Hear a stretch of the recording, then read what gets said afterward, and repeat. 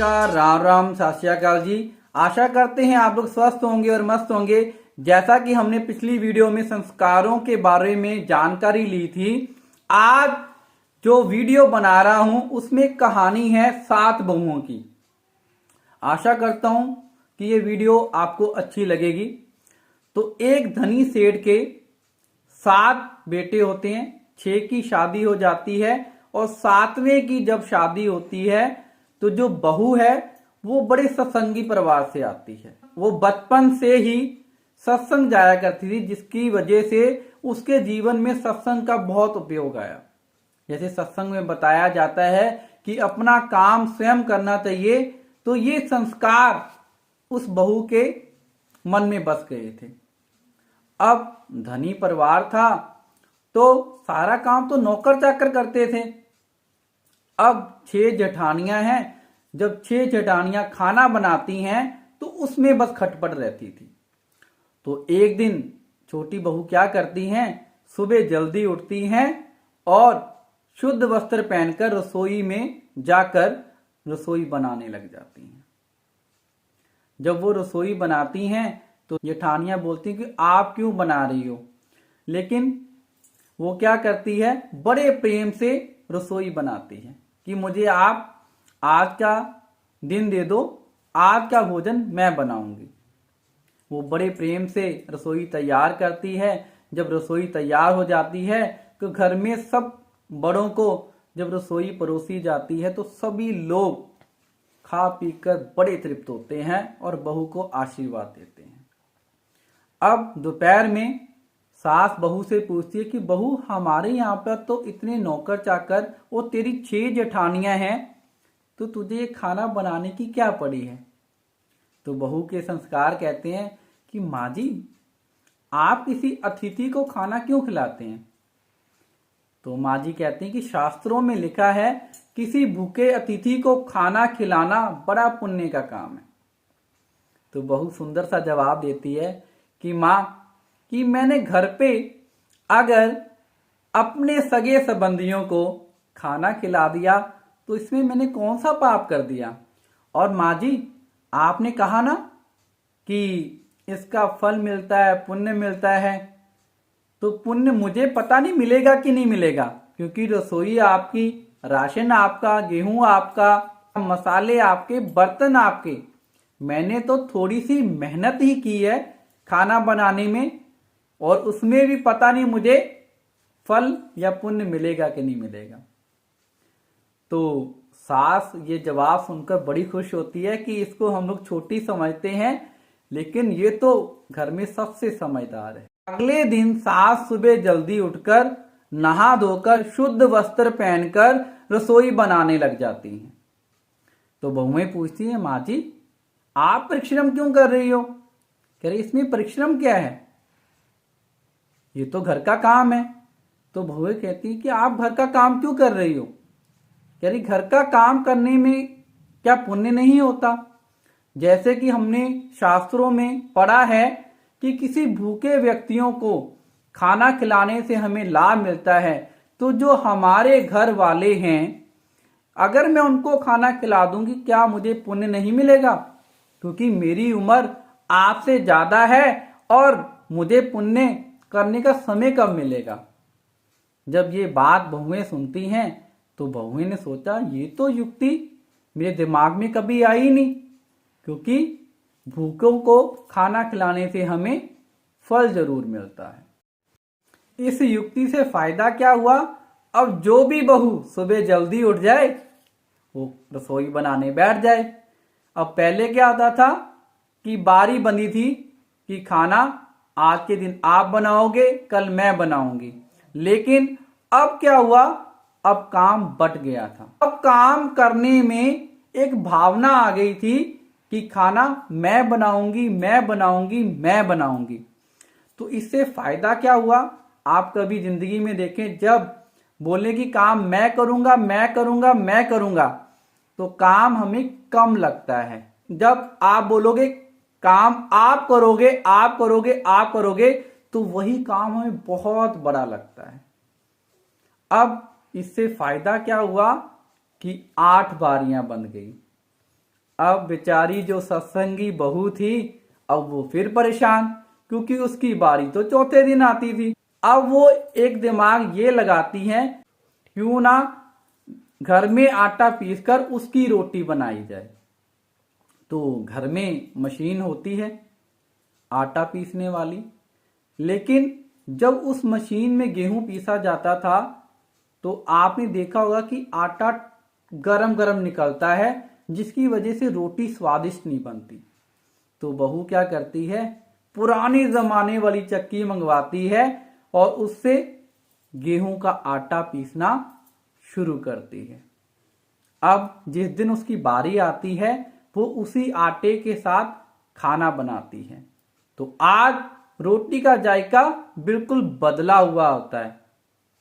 अब माँ जी बहू को पूछती हैं कि बेटा हमारे पास पैसे की कमी थोड़ी है, हमारे पास दूसरी मशीन थी, आप वहां से आटा लेकर खाना बना लेते। तो कहते हैं माँ जी जो हमारे पास मशीन है ना, जब वो गेहूं पीसती है तो आटा गरम गरम निकलता है, जिसकी वजह से रोटी स्वादिष्ट नहीं बनती और उसमें जो पौष्टिक चीजें होती हैं वो खत्म हो जाती हैं। इसलिए मैंने हाथ चक्की मंगवाई है, जिससे जब हम लोग गेहूं पीसते हैं तो आटा ठंडा भी रहता है और पौष्टिक भी होता है। और मैंने ये भी पढ़ा है माँ जी कि रसोई बनाने से जब चक्की चलाकर आटा पीसा जाता है तो उसका फल ज्यादा मिलता है। अब ये बातें 6 बहुएं और सुन रही होती हैं। तो 6 बहुएं जब सुनती हैं वो अपने पतियों को बोलती हैं कि मुझे हाथ चक्की चाहिए। अब सभी बहुएं क्या करती हैं, अपनी अपनी चक्की चलाना शुरू कर देती हैं, जिससे क्या होता है कि रोज का 2-2.5 सेर आटा पिसना शुरू हो जाता है और सबका स्वास्थ्य भी अच्छा रहता है।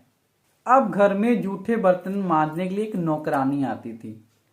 तो बहू क्या करती है, बर्तन मांजना शुरू कर देती है। अब सास देखती है तो सास पूछती है कि बेटी जब तू बर्तन धुलती है तो तेरा गहना घिस जाएगा, तेरे कपड़े खराब हो जाएंगे।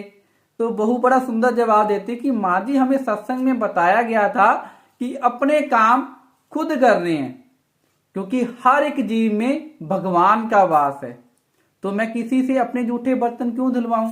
और माँ जी कोई काम छोटा या बड़ा थोड़ी होता है।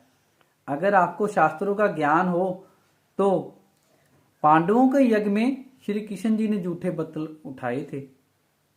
अब अगले दिन से सास सभी बर्तन मांजने शुरू कर देती है। उनको देखकर बाकी बहुएं भी बर्तन मांजना शुरू कर देती हैं। अब अगली बार क्या होता है, घर में झाड़ू लगाने नौकर आता था। तो एक दिन बहू क्या करती है, सुबह जल्दी उठकर झाड़ू लगा देती है। तो सास पूछती है बेटा आपने झाड़ू क्यों लगाया। अब बहू बोलती कि माँ जी मैं जो भी बात आपको बताती हूं ना वो काम मेरा छिन जाता है, मैं आपको कुछ भी नहीं बताऊंगी। अब सास जिद करती है तो बहू बता देती है कि माँ जी क्या झाड़ू लगाना कोई गलत बात है। अगर आपने रामायण पढ़ी हो तो वहां पे भगवान श्री राम पहले शबरी के पास गए थे, क्योंकि जिस रास्ते पर से ऋषि मुनि गुजरते थे वो उसको साफ कर देती थी। पंपा सरोवर जब कोई नहीं उठता था उससे पहले ही वहां पे सफाई कर देती थी, क्योंकि ऋषि मुनि वहां पे आया करते थे। तो अपना झाड़ू लगाने में मुझे कितना फल मिलेगा। अब ये जब बात सुनती हैं तो अगले दिन से सास और बहुएं फिर झाड़ू लगाने में लग जाती हैं। अब सेठ जी का धन दिन पर दिन बढ़ता जा रहा था, जिसकी वजह से परिवार में और खुशहाली आ गई। अब सेठ जी ने सोचा क्यों ना सब बहुओं को कुछ उपहार दिए जाएं। तो वो सबको गहने, पैसे और कपड़े देते हैं।